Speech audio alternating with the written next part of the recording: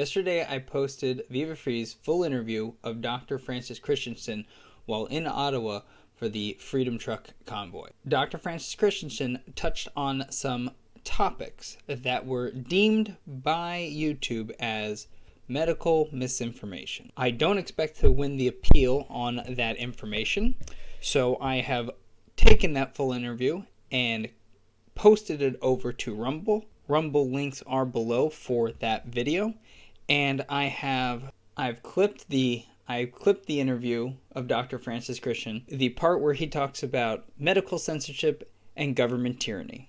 Let's see what he has to say. So these guys were being censored, and I was a student of Soviet history from my teenage years.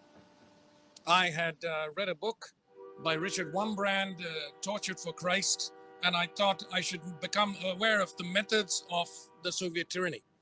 And then I realized that the same terminology was being used on television and propaganda channels. Disinformation, misinformation. These are the same things out of the Soviet and before that the Nazi playbook. Now, what I also realized from my knowledge of Soviet history and also to some extent Nazi history is that they had to go after the academy because they had to go after the ideas. They had to take over the ideas, and they had to replace the ideas of science, of the pursuit of truth, with their own ideas, the narrative of tyranny. And that's what actually was happening. The media became an arm of government. In Canada here, Her Majesty's loyal opposition was sleeping at the wheel. It became one-party rule. There are two types of tyrannies. One is a communist tyranny, which when you talk about tyranny and totalitarian rule, you talk about communism. You talk about the Soviet Union. But there's another type of tyranny. It's called a capitalistic tyranny. And the capitalistic tyranny is just as terrifying as a communist tyranny. Most people don't know that IBM ran the death camps computers. The computers of the death camps of the Nazi regime was run by IBM. GM, through their subsidiary Opel, actually gave the technology for the German tanks.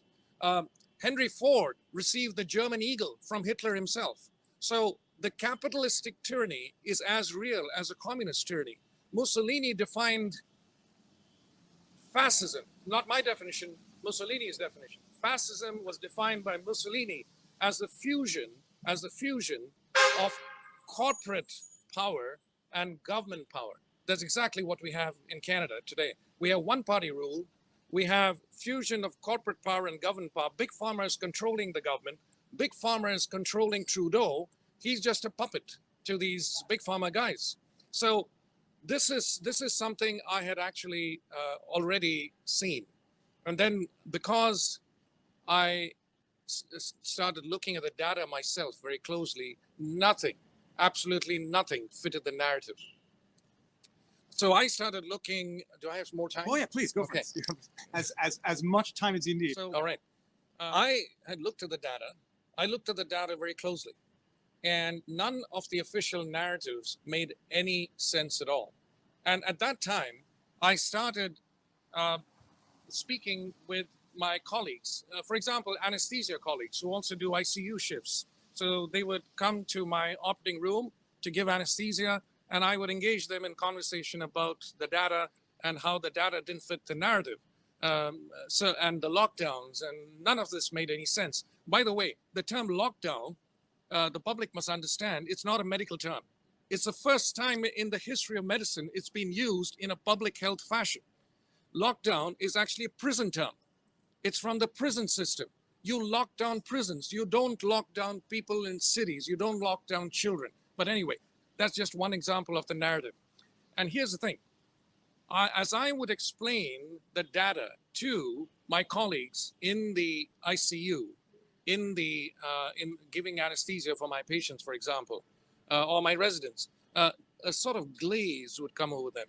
They would switch off, and I couldn't get through that glaze, that wall of disinformation, that brainwashed psyche. I'm not sure what exactly it was,